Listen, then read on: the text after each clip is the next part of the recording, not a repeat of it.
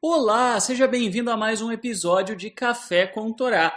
Vamos dar sequência ao nosso estudo? Nós estamos no capítulo 1, versículo de número 12 de Pirkei Avot. O texto nós vimos já a primeira parte no último episódio, que dizia: sede discípulos de Aharon, amando a paz e buscando a paz. A segunda parte deste versículo diz o seguinte: amando pessoas e aproximando-as da Torá. Meu comentário: é muito interessante porque a Torá diz que quando Aharon morreu, todos os filhos de Israel prantearam por 30 dias. Isso está em Bamidbar, em Números 20 e 29. Nem mesmo quando Moshe morreu, conforme é dito em Devarim, Deuteronômio 34:8, nós temos todos os filhos de Israel pranteando. É dito que os filhos de Israel prantearam, mas todos os filhos de Israel, isso se refere unicamente a Aharon, o que indica que Aharon era uma pessoa extremamente querida. E é dito, então, que Aharon tinha por hábito amar a paz, como nós vimos no episódio anterior, mas também amar pessoas. O amor, dentro da cultura judaica, não é sentimento, não é você ter aquele calorzinho no seu peito com relação a alguém. Até porque sentimento nós não controlamos. O amor é tratar alguém com amorosidade. E o que é amorosidade? Amorosidade, basicamente, é você cuidar da pessoa e se importar com a pessoa e com a sua provisão e com as suas coisas, da mesma maneira que você se importa com as suas próprias coisas. Ou seja, você tratar a pessoa como você gostaria de ser tratado. Isso é amorosidade. E Aharon era uma pessoa que, segundo é dito tradicionalmente, teria sido uma pessoa que amava muito os filhos de Israel.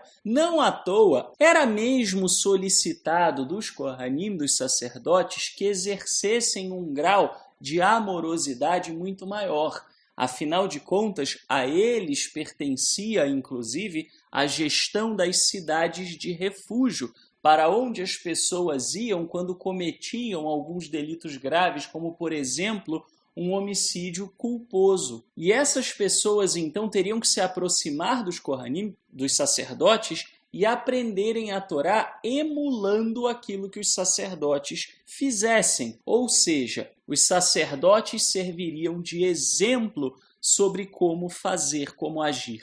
Nós devemos ter isso em mente. Muita gente diz que ama todas as pessoas e que quer trazer as pessoas para próximo da Torá ou para próximo do Eterno. Mas muitas vezes faz isso das formas mais tortuosas possíveis e imagináveis. Não adianta nada você achar que você vai aproximar alguém da Torá simplesmente por meio de argumentos intelectuais. Até porque argumentos intelectuais uma pessoa pode encontrar em várias filosofias, em várias religiões. Aonde é, então, que a Torá faz a diferença? Na sua conduta diária. Não há nenhum outro sistema religioso, filosófico, que afete tanto o dia a dia de alguém quanto a Torá. A Torá é extraordinária, é uma revelação que o Eterno nos deu e que permeia todos os aspectos da nossa vida. E se você, então, se propõe a observar a Torá, se você se propõe a cada vez mais alinhar os seus passos com a Torá, cada vez mais você será exemplo para as pessoas próximas. E o amar o próximo é uma excelente razão pela qual você deve se aprofundar na Torá. Quanto mais você ama alguém, mais você deseja ser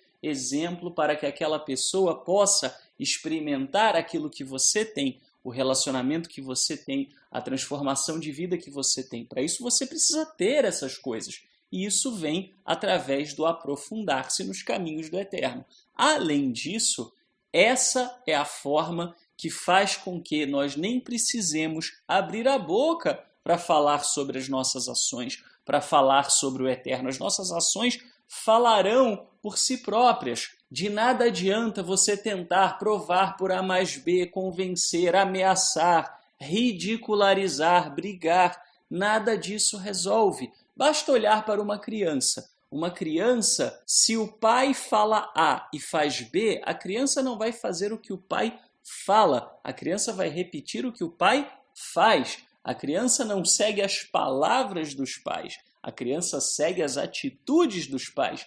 Da mesma maneira, a gente deve fazer com aqueles que a gente quer inspirar a terem uma relação com o Eterno. Eles seguirão as nossas atitudes. É isso que nós temos que mostrar. Não é encher a pessoa de estudos, não é encher a pessoa de informações. Claro, se a pessoa deseja e quer e busca, você compartilhará essas coisas. Isso não é proibido. Mas não pense você que é possível que a pessoa se inspire unicamente através disso. Ela precisa ver em você um exemplo de conduta. E era assim que tradicionalmente se entende que Aharon aproximava as pessoas da Torá. Ele buscava o bem-estar do próximo, ele se importava com o outro e ele buscava viver uma vida com uma conduta exemplar. Mas o importar-se com o outro também significa demonstrar interesse na progressão do caminho que o outro tem, não através de sentenças de juízo, mas através de apoio. O mundo está cheio de juízes. O mundo não precisa de você como mais um juiz. O que nós mais temos são pessoas julgando o tempo inteiro. O que nós temos pouco, o que nós temos falta e que papel você pode verdadeiramente brilhar na vida de alguém? O papel de apoio, de alguém em quem a pessoa pode se escorar, de alguém em quem a pessoa pode se apoiar nos momentos de dificuldade para que ela possa progredir na sua caminhada da Torá. Aharon se fazia disponível, os Kohanim, os sacerdotes, se faziam presentes, eles estavam ali para assessorar, para auxiliar, para dar bons conselhos. Eles não forçavam a barra, eles se apresentavam à disposição por puro amor, por puro desejo de ver o povo de Israel cada vez mais seguro na sua relação com o Criador. Que nós tenhamos todos esses conceitos em mente para que possamos ser bons exemplos. E aí sim, teremos muito mais chance de aproximar alguém do Eterno. Não vá por outras vias. Na melhor das hipóteses, é perda de tempo. Na pior, você pode até correr o risco de afastar alguém do Eterno ao invés de aproximar. Um ótimo dia para você e até amanhã, se o Eterno nos permitir.